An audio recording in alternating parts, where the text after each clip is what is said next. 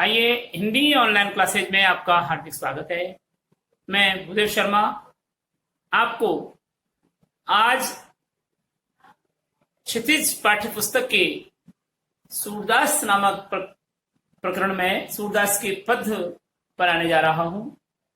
हमने पिछले वीडियो में सूरदास जी के कवि के सामान्य जीवन के बारे में परिचय किया था और उसमें हमने पढ़ा था सूरदास जी का जन्म कहाँ हुआ। इसके पिता का नाम रामदास था। इनकी शिक्षा दीक्षा वल्लभ संप्रदाय के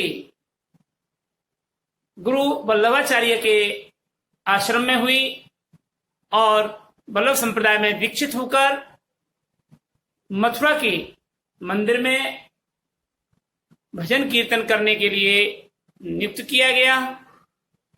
इनके जन्म के विषय में किंवदंतियां थी कि ये जन्मांध थी या बाद में अंधे हुए। इस सारे दृष्टांत के बारे में हमने पिछली वीडियो में पढ़ाया था। अब हम पढ़ रहे हैं इनकी रचनाएं कौन कौन सी हैं, इनकी कृतियां कौन कौन सी हैं। रचनाएं या कृतियां।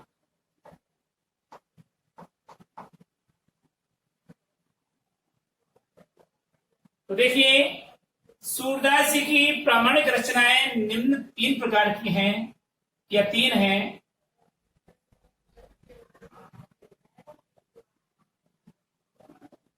सूरदास जी की प्रामाणिक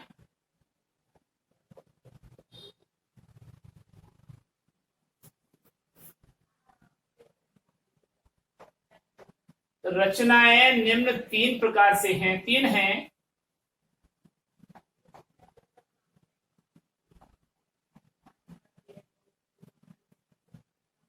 पहला है सूर सागर। पहली रचना सूर सागर।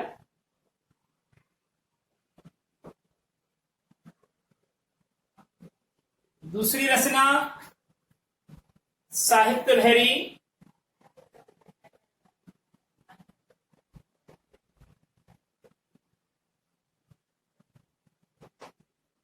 और तीसरी रचना है सूर सारावली।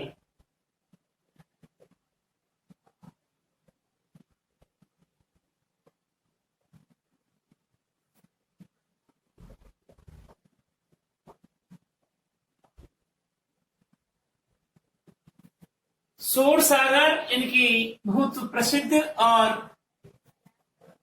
प्रचारित रचना है। हमारे पाठ्य पुस्तक में सूर सागर से ही पद लिए गए हैं, ठीक है। और सूर सागर उनकी कीर्ति का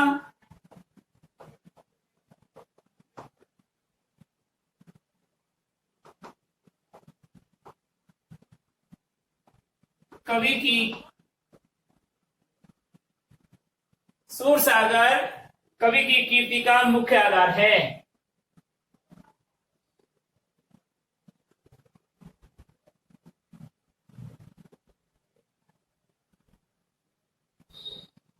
यानी ये जो रचना है सूर सागर, यह कवि की कीर्ति का मुख्य आधार है। इसी के आधार पर कवि का यश चारों तरफ आज भी प्रकाशमान है।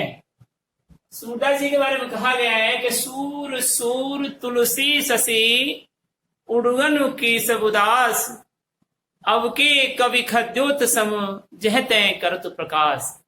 यानी किसी कवि ने कहा है कि सूर दास जी सूर्य के समान प्रकाशित होने वाले साहित्य संसार में प्रसिद्ध कवि हैं और तुलसीदास चंद्रमा की भांति प्रकाशमान होने वाले कवि हैं, जबकि केशवदास तारों की भांति टिमटिमाते हुए कवि हैं। लेकिन आज के कवि तो जुगनू की तरह यहां वहां प्रकाश करते हुए टिमटिमाकर नष्ट हो जाते होने वाले हैं। यानी कि सूर्य की भांति प्रकाशित होने वाले कवि सूरदास जी की अनुपम कीर्ति का मुख्य आधार सूर सागर नामक रचना है। इनके निधन के बारे में देखिए। निधन या मृत्यु या निर्वाण, जो भी आप निर्माण में निर्वाण, मोक्ष जिसको कहते हैं। सन 1563 ईस्वी में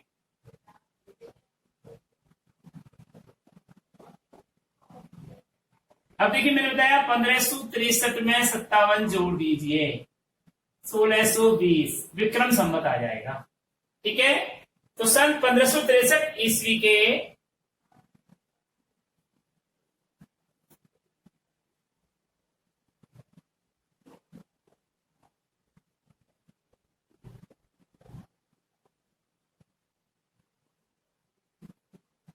पारसोली में उनका देहांत हो गया।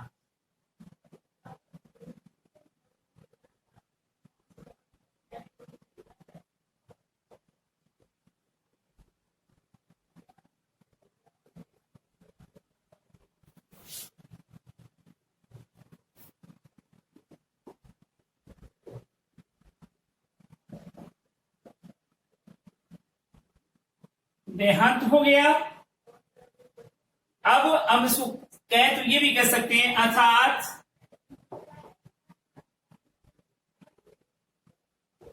विक्रम संवत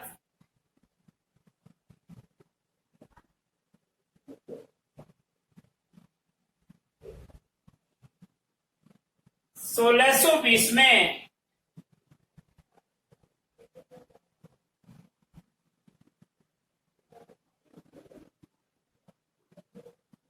पारसोली में इनका निधन हो गया।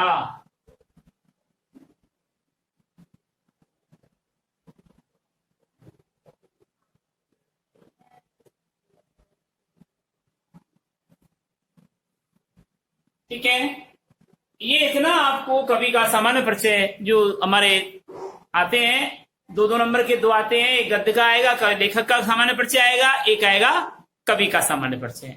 इनके बारे में आपको वर्णन करना होगा। तो देखिए अब हम पाठ्य पुस्तक के संदर्भ में लेते हैं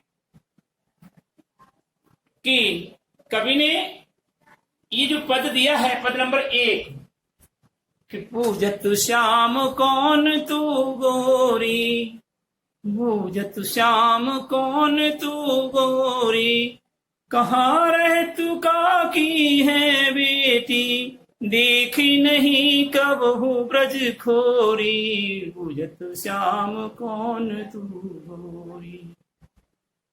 कवि सूरदास जी कहते हैं, मैंने आपको ऊपर लिखा संदर्भ, प्रसंग और व्याख्या। संदर्भ के अंतर्गत आपको लिखना है कि प्रस्तुत काव्यांश हमारी पाठ्य पुस्तक क्षितिज के कवि सूरदास द्वारा विरचित पदों से लिया गया है, जो हमारी पाठ्य पुस्तक के अध्याय 1 में संकलित है। ये संदर्भ के अंतर्गत आएगा। संदर्भ में केवल इतना आता है कि प्रस्तुत काव्यांश हमारी पाठ्य पुस्तक क्षितिज के कवि सूरदास द्वारा विरचित पदों से लिया गया है, जो हमारी पाठ्य पुस्तक की अध्याय 1 में संकलित है। यह है आपका संदर्भ। इसके बाद आएगा प्रसंग।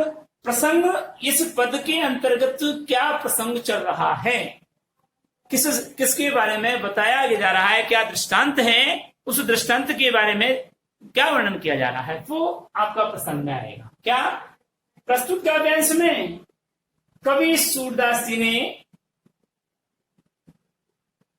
राधा और कृष्ण के प्रथम मिलन के बारे में अद्भुत वर्णन किया है और दोनों के बीच हुई वार्ता का उल्लेख किया है। कवि सूरदास जी कहते हैं कि एक दिन मथुरा में, ब्रजमंडल में या मथुरा में या गोकुल धाम में, यानी ये सारे ब्रजमंडल कहलाता है, तो एक दिन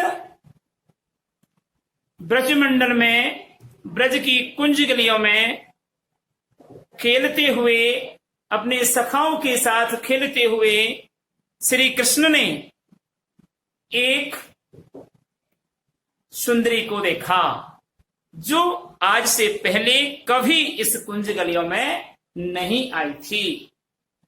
उसे देखकर श्री कृष्ण को उससे परिचय करने का मन हुआ और वे उसके निकट जाकर उससे कहने लगते हैं, पूछने लगते हैं कि बूझत श्याम कौन तू गोरी।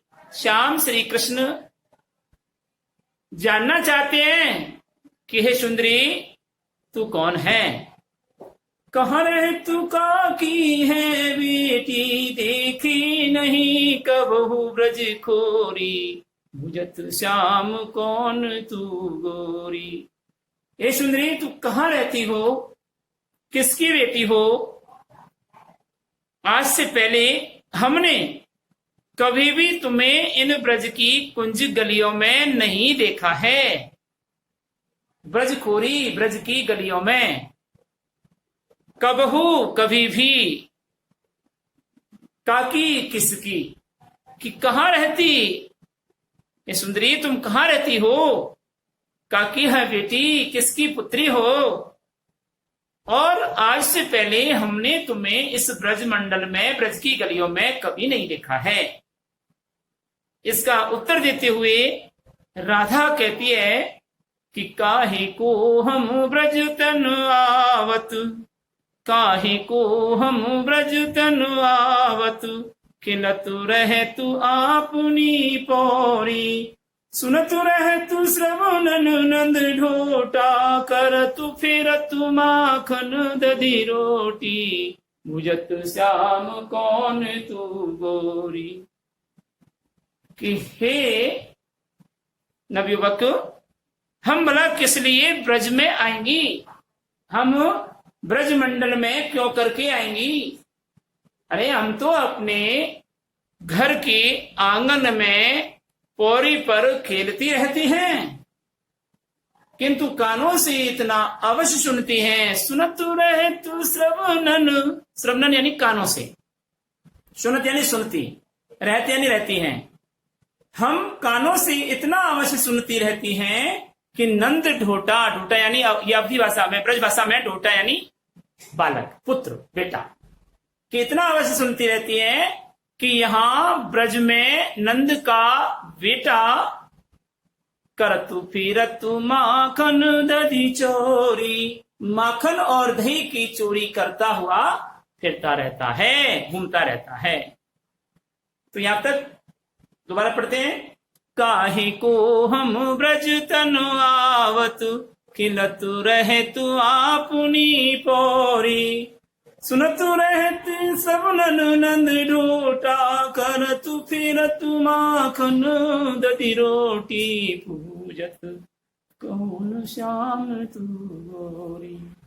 कि हे, अब चारों पंक्तियों का अर्थ एक साथ देख लीजिए, प्रसंग सहित करवा रहे हैं। प्रस्तुत काव्यांश हमारी पाठ्य पुस्तक क्षितिज की कवि सूरदास द्वारा विरचित पदों से लिया गया है, जो हमारी पाठ्य पुस्तक की अध्याय 1 में संकलित है। पैराग्राफ चेंज करके लिखेंगे। प्रसंग, प्रस्तुत काव्यांश में श्री कृष्ण और राधिका का प्रथम मिलन का प्रसंग प्रस्तुत किया गया है, जिसमें राधा को ब्रज में आया हुआ देखकर कृष्ण आश्चर्य करते हैं और एक अनजान नई युवती को देखकर उससे बातचीत करने का मन बनाते हैं। इस प्रकार का यहां दृष्टांत उल्लेख किया गया है। व्याख्या में लिखेंगे कि प्रस्तुत काव्यांश में सूरदास जी कहते हैं कि एक दिन ब्रजमंडल में राधा अपनी सखियों सहित विचरण कर रही थी।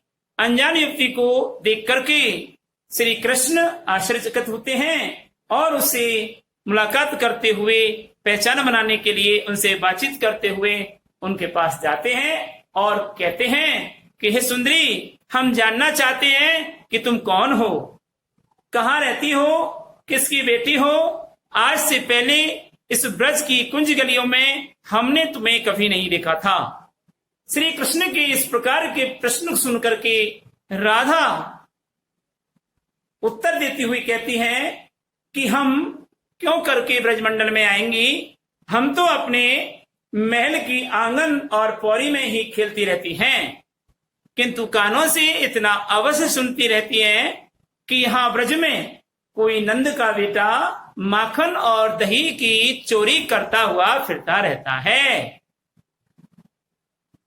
इस प्रकार के प्रश्न का उत्तर सुनकर के श्री कृष्ण जरा झेप गए, शर्मा गए, लज्जित हो गए कि तुम मेरे बारे में पोल खोल रही, और कहने लगे कि तुमरो कहा चोरी हम नहीं है, खिलत चलो संग मिली जोरी, सूरदास प्रभु रसिक शिरोमणि, बातन हुरई राधिका भोरी, बुझत श्याम कौन तू गोरी।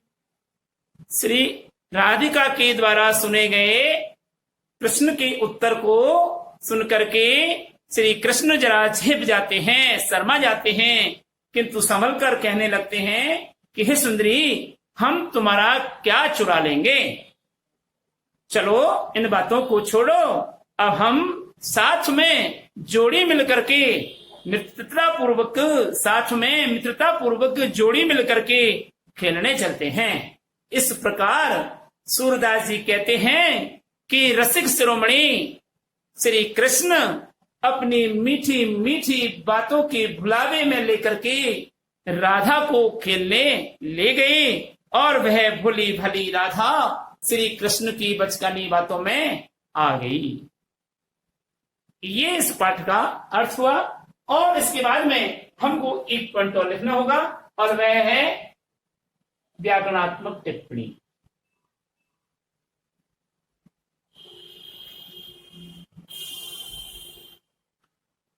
या विशेष, जिसको विशेष भी कहते हैं या टिप्पणी भी कहते हैं। इसमें लिखेंगे हम सिर्फ सौंदर्य के 10 पॉइंट बताएंगे। उन 10 पॉइंटों में से कोई 5 पॉइंट या 5 बिंदु आप इस व्याकरणात्मक विवेचन के अंतर्गत लिख देंगे, तब जाकर के आपका कितने का 6 नंबर की व्याख्या, सह प्रसंग व्याख्या कीजिए, वह पूरी होगी। ठीक है, तो एक बार मैं इसको दोबारा रिपीट कर रहा हूं, लास्ट एंड फाइनली, कि पूजत श्याम कौन तू गोरी, कहाँ रे तू का की है बेटी, देखी नहीं कबहू ब्रज खोरी, बुझत श्याम कौन तू गोरी, काहे को हम ब्रज तनु आवत, खिलत रहत आपुनी पौरी, सुनत रहत श्रवणन नंद ढोटा, करत फिरत माखन दधी चोरी, बुझत श्याम कौन तू गोरी, तुमरो कहा चोरी हम नहीं है, तुमरो कहा चोरी हम नहीं है, खिलन चलो मिंग संग जोरी, सूरदास प्रभु रसिक शिरोमणि, बातन भुरई बाधिका गोरी, सुनत श्याम कौन तू गोरी। प्रस्तुत काव्यांश हमारी पाठ्य पुस्तक क्षितिज के सूरदास द्वारा विरचित काव्य से लिया गया है, जो हमारी पाठ्य पुस्तक की अध्याय नंबर 1 में संकलित है। प्रस्तुत काव्यांश में श्री कृष्ण और राधा के प्रथम मिलन का दृष्टांत उल्लेख करते हुए कवि सूरदास जी कहते हैं कि एक दिन ब्रजमंडल में राधा को देख करके श्री कृष्ण अपने सखा मित्रों के साथ राधा से बातचीत करने के लिए जाते हैं और उससे जानना चाहते हैं, और कहते हैं कि हे सुंदरी, तू कौन है, हमने आज से पहले कभी इस ब्रजमंडल में तुम्हें नहीं देखा, तुम कहाँ रहती हो, किसकी बेटी हो। इस प्रकार के प्रश्नों को सुनकर के राधा कहने लगी कि क्यों हम ब्रज में आएंगी, हमारा ब्रज में क्या काम है, हम तो अपने घर के आंगन और पौड़ी में ही खेलती रहती हैं, किंतु इतना अवश्य सुनती रहती हैं कि यहाँ कोई नंद का बेटा माखन और दही की चोरी करता रहता है। इस प्रकार के राधा के वचनों को सुनकर कृष्ण जरा झेप गए, शर्मा गए और कहने लगे कि ये सुंदरी, हम तुम्हारा क्या चुरा लेंगे, चलो साथ जोड़ी मिलकर के खेलने चलते हैं। इस प्रकार राधा को अपनी मीठी मीठी बातों में फुसला करके और फंसा करके अपने साथ खेलने ले गए। सूरदास जी कहते हैं कि प्रभु श्री कृष्ण तो रसिकों में शिरोमणि हैं, उनकी भोली भाली राधा उनकी इस प्रकार की बातों में आकर के और उनके बस में हो गई हैं, और उनके साथ खेलने चली गई हैं। अगला पद है मधुकर श्याम हमारे चोर, मनोहर लियो तनिक चितवन में, चपल नैन की कोर, मधुकर श्याम हमारे चोर। पकड़े होते हृदय अंतर, प्रेम प्रीत के जोर। गए चढ़ाई तोर सब बंधन, दे गए हसन अकोर, मधुकर श्याम हमारे चोर।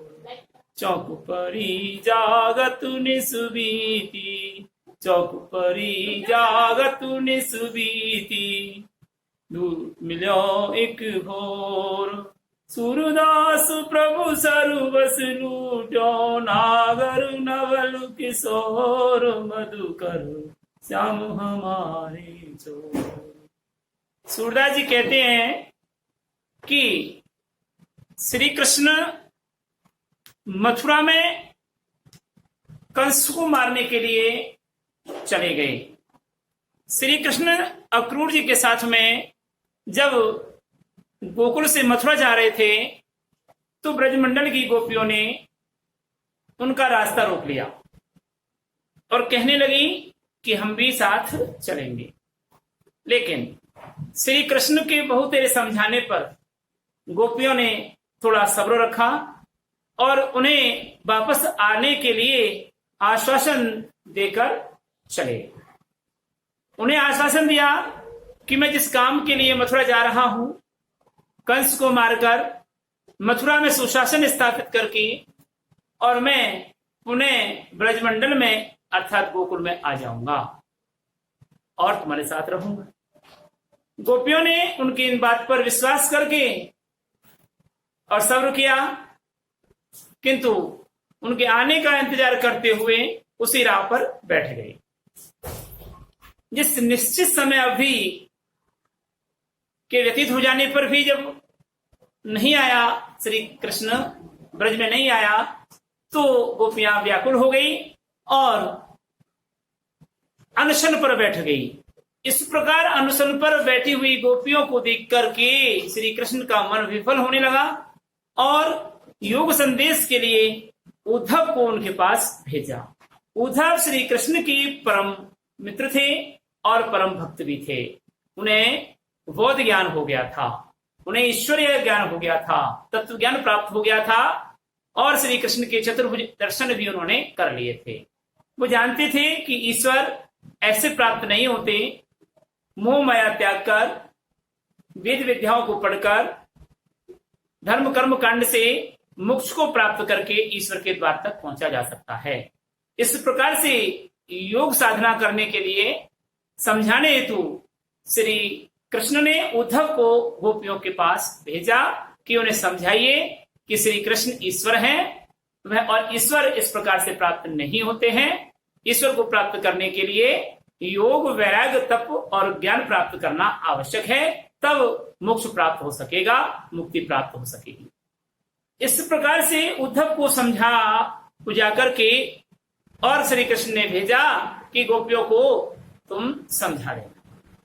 अब गोपियों को समझाने के लिए श्री कृष्ण योग का ज्ञान देते हैं और उस योग ज्ञान का तिरस्कार करते हुए गोपियां उद्धव से कहती हैं कि हे उद्धव, श्री कृष्ण तो हमारे चोर हैं। मधुकर भवरे को कहा जाता है और यह भवरा व्यंग में कहा गया है क्योंकि भवरा कैसा होता है? काला होता है। उद्धव भी काले थे वर्ण में, काला का मतलब रंग से, काले वर्ण वाले। तो उद्धव भी काले थे, श्री कृष्ण भी सांवले थे और वह भवरा भी सांवला था। जब उद्धव योग संदेश दे रहे थे उस समय भवरा भन भन करता हुआ, गुंजन करता हुआ गोपी और उद्धव के बीच में होकर कई बार निकल गया। तो उस प्रकार से जो योग संदेश प्रदान किया जा रहा था उन्हें गोपियों ने व्यंग में उसे क्या कहा? भवरा कह दिया। और सूरदास जी ने उस गीत को भ्रमर गीत के नाम से अपने किसमें लिख दिया? सूर सागर में वर्णित कर दिया। तो गोपियां सूरदास जी के कहते हैं कि गोपियां उद्धव के योग संदेश का तिरस्कार करते हुए उद्धव से कहती हैं कि हे उद्धव, श्री कृष्ण तो हमारे क्या है? चोर हैं, अर्थात हमारे कुछ चोरी करके गए हैं। मधुकर, हे भवरे, व्यंग में उसको तिरस्कार पूर्ण शब्दों में कहा है कि हे भवरे, श्री कृष्ण तो हमारे चोर हैं। क्या चोर कर लिया उन्होंने? मनोहर लियो तनिक उचित बनते, चपल नैन की कोर, मधुकर श्याम हमारे चोर। कि उन्होंने हमारी जरासी वक्र दृष्टि हमारे हृदय में डालकर हमारे मन का हरण कर लिया, और चंचल यानी चपल चंचल नेत्रों के द्वारा वक्र दृष्टि डाल करके हमारे हृदय में झांक कर हमारे मन का हरण करके ले गया।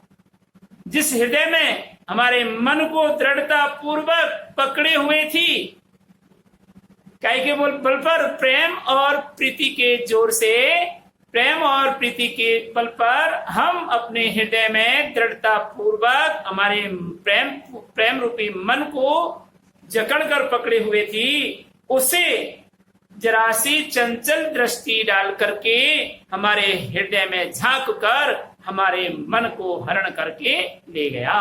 भावार्थ यह है कि श्री कृष्ण के साथ में हमारा मन भी चला गया। बोला हम और किसकी बातों को हमारे हृदय में धारण करें अब, क्योंकि हमारा मन हमारे बस में नहीं है, श्री कृष्ण के पास चला गया। गए छड़ाई तोरी सब बंधन, दे गए हंसनी अकोर। हे उद्धव, हम जिस मन को प्रेम और प्रीति के जोर पर अंतर हृदय में दृढ़ता के साथ पकड़े हुए थे, उन्हें सारे बंधन को छुड़ाकर जरा सी वक्र दृष्टि से देखकर मुस्कुराते हुए, हंसते हुए, हंसी का रिश्वत देते हुए हमारे मन को चुराकर ले गया। क्या कह रहे हैं कि हे उद्धव, हम जिस प्रेम और प्रीति के बल पर दृढ़ता के साथ हमारे हृदय में मन को जकड़े हुए थे, उस मन को हमारी तरफ श्री कृष्ण जरा सा हंसकर, मुस्कुराकर, हंसी की रिश्वत देते हुए और सारे बंधनों को छोड़ करके, तोड़ करके हमारे प्रेम पूर्वक मन को ले गया। चौक परी जागत निस्बीती, दूत मिलो एक भोर। हे उद्धव, रात्रि के व्यतीत हो जाने पर जब प्रातःकाल का समय हुआ, भोर का समय हुआ, तो हम चौक पड़ी। हमने क्या देखा कि वहां श्री कृष्ण नहीं था, वहां तो एक भंवरे के रूप में उद्धव खड़ा हुआ था, अर्थात एक भौर दूत के रूप में हमें मिल गया था। सूरदास जी कहते हैं कि श्री कृष्ण से यह हम आशा गोपियों को